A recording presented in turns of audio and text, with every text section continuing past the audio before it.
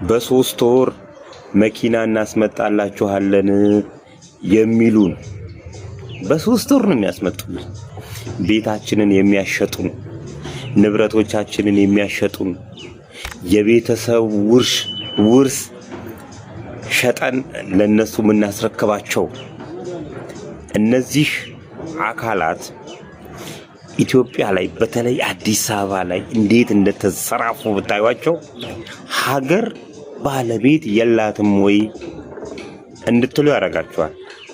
እንደኔ እንድትገነዘቧቸው ልቦና ይስጣችሁ።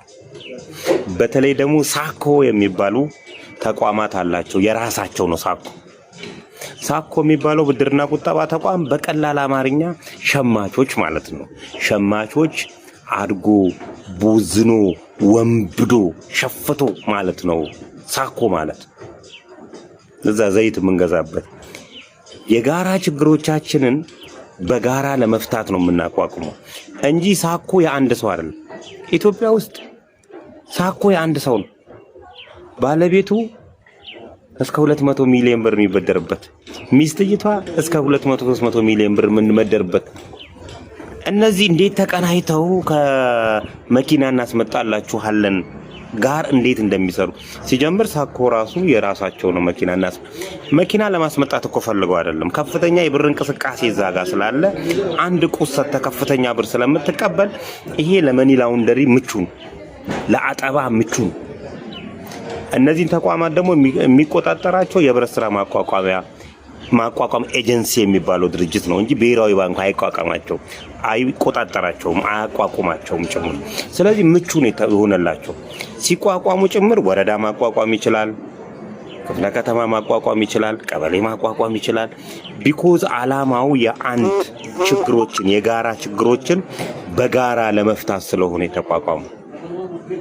እነዚህ እንዴት ኮላቦሬት አድርገው ከመኪና እናስመጣላችኋለን ጋር ከነ ኢትዮ ካርስ ጋር ከነ ጂ-ፓወር ጋር ያማል ነው የምላችሁ። ያማል የሀገር ሀብትን እንዴት አድርገው እንደሚያሸሹ ካገር እነዚህ ናቸው። ቢኮዝ ከጎናቸው ወዳደር አላቸው፣ ገንዘብ የሚቀበላል፣ ደስ ያለውን ነገር ማድረግ ይችላል። ወረዳዎች በጠቅላላ ችጋራሞች ናቸው። እነሱ እንዲያቋቋሙ ይሰጣቸዋል። የሚቆጣጠራቸው አካላት ስለሌሉ እንዳሰኛቸው አዲስ አበባን ጨርሰው አሁን ወዴት ይሄዳሉ? እነዚህ ሰዎች ሲጀምር እነዚህ መኪና እናስመጣላችኋለን ብለው ከሳኮ ጋር የሚያገናኙት ቀጥታ ከወንጀል አድራጊ አካላት ጋር ከተለያዩ የሽብር አካላት ጋር ግንኙነት አላቸው ነው የምላችሁ እኮ። እስቲ ጠይቁንና ይህን ማስረጃ እንስጣችሁ። ከሽብር አካላት ጋር ጭምር ግንኙነት ያላቸው ናቸው እነ ሳምሪ ናቸው እያልናችሁ ያለነው እኮ። መኪና እናስመጣላችኋለን የሚሉት ይኸው። እስቲ አግሪመንታችሁን አንብቡ። ሁሉም አግሪመንት ላይ ምን የሚል አለ መሰለኝ? በ3 ቀን አመጣላችኋለሁ ይልና የዶላር ችግር ካጋጠመን ኃላፊነቱን አንወስድም ይላል። ምን ይነግርሃል ይሄ ራሱ? መቼ ነው የዶላር ችግር የሚፈታው? እስከ መቼ ነው የምጠብቅ የሚለውን ከስተመሩን ኃላፊነት አይሰጠውም። የራሱ አድቫንቴጅ አድርጎ ነው የሚወስደው።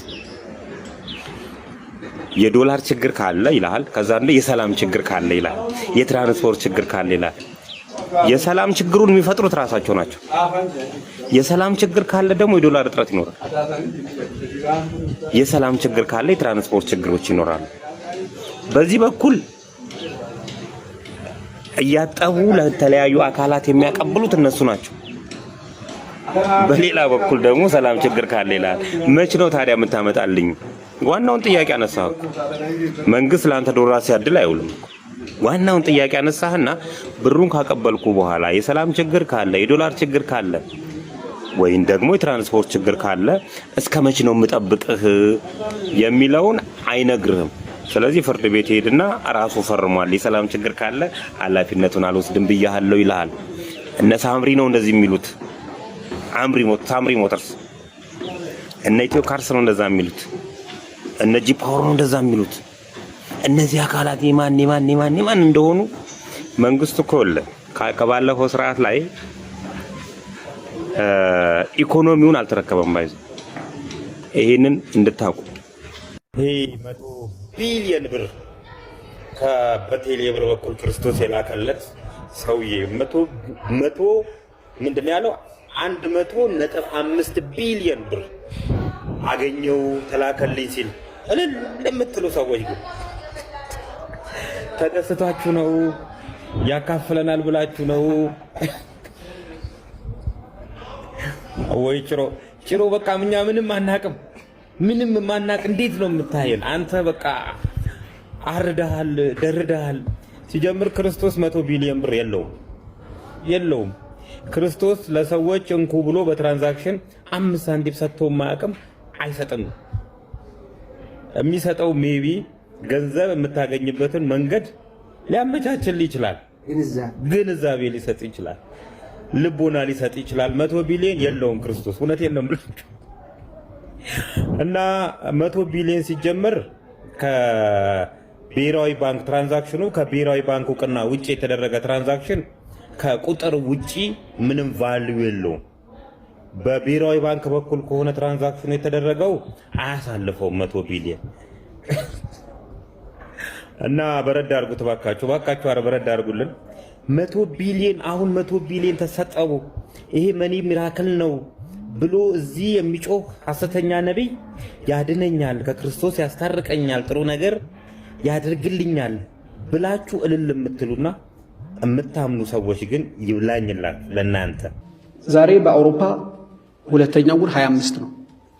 ይሄ ደብዳቤ እስካን የተደረገው ሁለተኛው ወር 19 ነው፣ ከ7 ቀን በፊት። ስለዚህ ፎቶ እንኳን ሲላኩት ፎቶ እንኳን ያነሱት መቼ ነው? ከ7 ቀን በፊት። ደብዳቤ ወጪ የሆነበትና ፎቶ ሊሆን ይችላል። ምክንያቱም ቆይ እኔ የኔንም ሐሳብ ለመረዳት የሞከርክ እናውራ። እንደዛ ማለት ምንድነው ትክክለኛው ነገር ምንድነው የሚለው ነገር ላይ ብንገባባ ጥሩ ይመስለኛል። ደብዳቤ ተጽፏል፣ አልደረሳቸውም ሊሆን ይችላል። በድፍረትም የቆፈረ ሰው ሊኖር ይችላል። እሱን እንደ ቢሮ ማሳወቅ ነው የነበረብን፣ አሳውቀናል።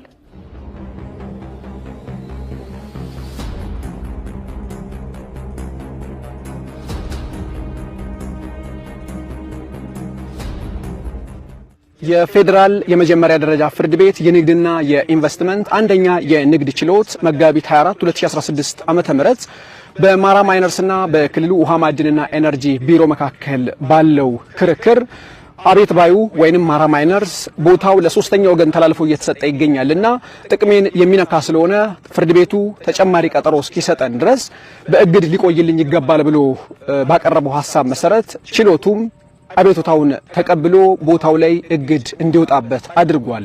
ከዚያ በኋላ ግን የክልሉ ውሃ ማዕድንና ኤነርጂ ቢሮ ቦታውን ለ55 ባለሀብቶች አከፋፍሎ በመስጠቱ ምክንያት አቤት ባይ ወይንም ማራ ማይነርስ ደግሞ በድጋሚ ለችሎቱ አቅርቦ ቦታው በህገወጥ መንገድ ለሶስተኛ ወገን እየተላለፈ ነው፣ የፍርድ ቤት እግድ ተጥሶ የሚል አቤቱታውን በማቅረቡ ምክንያት በድጋሚ ፍርድ ቤቱ ታህሳስ 15 2017 ዓመተ ምህረት በዋለው ችሎት የፍርድ ቤቱ እግድ እንደጸና ነው፣ የትኛውም አካል የፍርድ ቤትን ትዕዛዝ መሻር የለበትም፣ ከሻረም ደግሞ ተጠያቂ ይሆናል በሚል የክልሉን ውሃ ማዕድንና ኤነርጂ ቢሮ ኃላፊ አቶ አክሊሉ አዳኝን ችሎት ላይ ጠርቶ ውሳኔውን በጥብቅ አሳውቋቸው ነበር። እሳቸውም ችሎቱ ያቀረበውን ሐሳብ ወይንም አቤቱታውን ተቀብለው ለማስተካከል እንደሚጥሩ ቃል ገብተው ነበር የተመለሱት። ነገር ግን በምን ሁኔታ ላይ ይገኛል የሚለውን ለመመልከት ነበር ዛሬ እዚህ የመጣ ነው። እዚህ በምንመጣበት ሰዓት ግን ከበስተጀርባ እንደምንመለከተው ቦታው ላይ ሌሎች ባለሀብቶች የምርመራ ስራ እያከናወኑ እንዳሉ ተመልክተናል ማለት ነው። በህይወቴ ማለት ነው በጣም የምጠላቸው በጣም ዲስከስት የሚያደርጉ የሚቀፉኝ ሰዎች አይነት ሃይማኖተኛ ሰዎች ናቸው። እንዴት አይነት ዳያቦሊካል! እኔ ማለት ሃይማኖቴን እወዳለሁ፣ ሃይማኖቴን ትላላችሁ፣ የቲክቶክ ስማችሁ የማርያም ልጅ የኢየሱስ ልጅ ኢየሱስ አዳኝ አላህ እንደዚህ ምናምን ሆኖ ከዛ ግን የምትሳደቡት ስድብ፣ የምትናገሩት ንግግር፣ ከዛ ከቤተ ክርስቲያን ከመስጊድ ከቸርች ከወጣችሁ በኋላ የምትሰሩት ስራ ኦ ማይ ጋድ! እኔ ሰይጣን ራሱ ማለት ነው ሰይጣን ራሱ እንደዛ እናንተ የምትሰሩትን አይነት ስራ አይሰራም። ዩ ጋይስ አር ሶ ዳያቦሊካል። ደግሞ ለሰው ልጅ ያላችሁ ጥላቻ፣ የሰው ልጅ ላይ ያላችሁ ምቀኝነት፣ ክፋት እኔ በህይወቴ ካጋጠሙ መጥፎ ሰዎች ከመላቸው ሰዎች ማለት ሃይማኖተኛ ሰዎች። ደግሞ ዛሬ ሰው አስቀየማችሁ፣ ሰው አስደብራችሁ፣ የፈለጋችሁትን አድርጋችሁ፣ ሰው በጣም ክዳችሁ፣ ተጨማልቃችሁ፣ በቃ ብዙ ነገር ካደረጋችሁ በኋላ ቸርች ትሄዳላችሁ፣ ቤተክርስቲያን ትሄዳላችሁ፣ መስጊድ ትሄዳላችሁ። አትፈሩም? the audacity you guys have ማለት ነው። በቃ ተነስታችሁ ቸርች ትሄዳላችሁ ምንም ማለት ከዛ ከቸርች መልስ ምናምን ነገር ነጠላ እንደለበሽ ከቸርች ከመውጣትሽ ከቤተክርስቲያን ወጥተሽ ነጠላሽን እንዳዘግስ ምን ነው ነጠላውን እንኳን አስቀምጠሽ እንትኑ ቢቀጥል እንትና እንደዚህ ነው ምቀኝነት ስድብ ምናምን oh my god you guys are so diabolical እኔ እንደዚህ አይነት audacity አይቻላል። ከዛ ደግሞ መጣችሁ ኢየሱስ በኢየሱስ ንጹህ ፍቅር እኔ ድኛለሁ የኢየሱስ ደም ያነጻኛል እንትና ጸበል ሄጃለሁ እንትንም ቦታ ጸልያለሁ እኔ ቁርአን እቀራለሁ ምናምን ደግሞ the audacity you have ማለት ነው። ማንበብ አትችሉ ማንበብ ስለማትችሉ ነው መጽሐፍ ቅዱስን ቁርአኑን የቅዱስ መጽሐፎች ማንበብ ባለመቻላችሁ እንደው በቃ ስለማትችሉ የቃሉ ምን እንደሚላት ታውቁቻለሽ። ግን ስትሄዱ እንኳን አሰሙም ትንሽ አታዳምጡም የሚሉት ላይክ እኔ እንጃ የሃይማኖት አባቶች የሚሉት አሰሙም እናንተ እንኳን ማንበባችሁ መሀይም ናችሁ። ይሄ በደንብ የሚያስታውቅ ነገር ነው። ግን ሰው አንብቡልኝ እንኳን አትሉ ስለ ሃይማኖታችሁ ምንም ዕውቀት ሳይኖር እንዴት ሃይማኖተኛ ትሆናላችሁ? how is that even possible? እንዴት ነው ከቸርች እንደወጣችሁ እየተሳደባችሁ ሰው እንትን እያላችሁ ከዛ ደግሞ መታችሁ ቤት ከቸርች ከቤተክርስቲያን ማሞታችሁ ነጣላው ሳይቀመጥ ምቀኝነት ነጣላው ሳይቀመጥ ስድብ እንዴ ጀለቢያሽን ምንሽን ሳታወርጂ ክፋት ምን አይነት ሰዎች ናችሁ? the most ጨካኝ ሰዎች ናችሁ እንደናንተ በቃ ላይክ እናንተ ከዛ ደግሞ አታፍሩም you guys think like እኔ የምገባው መንግስተ ሰማያት ነው ምናምን ከአምላክ ጋር እናንተማ ከገባችሁ ሁሉም ሰው ተግበስብሶ ገባ ሁሉም ሰው ተስፋ አለው ማለት ነው even the atheists ተስፋ ያለው ሲቹዌሽን ነው እናንተ ከገባችሁ እንዴት አይነት የመጽሐፍ ቅዱስ መረዳት ቢኖራችሁ ነው የቁርአኑም ኤኒ ብቻ የሃይማኖት እንትኑን መረዳት ቢኖራችሁ ነው እንደዚህ እንተነምጡ you guys are the most diabolical people በቃ አመቆ አንድ አምላክ ነው ምናምን ያላችሁ ለሌላ ሰው ልትሰብኩም ትፈልጋላችሁ። አረ ለራሳችሁ አንብቡት እስቲ ለራሳችሁ ወቁበት። አምላክ እንደናንተ ቢሆን አለቀ ጨረሰን። በዚህ ክፋታችሁ በዚህ ጭካኔያችሁ በቃ ጨረሰን። አምላክ እንደናንተ ቢሆን አለቀን። በቃ አንድም ሰው እዚህ ምድር ላይ ተርፈን እናንተ ራሱ ማለት ነው ትንሽ የሆነች በቃ ከሰውነት ከፍ ያለ የሆነ ነገር ቢሰጣችሁ or something ወይኔ ትጨርሱናላችሁ።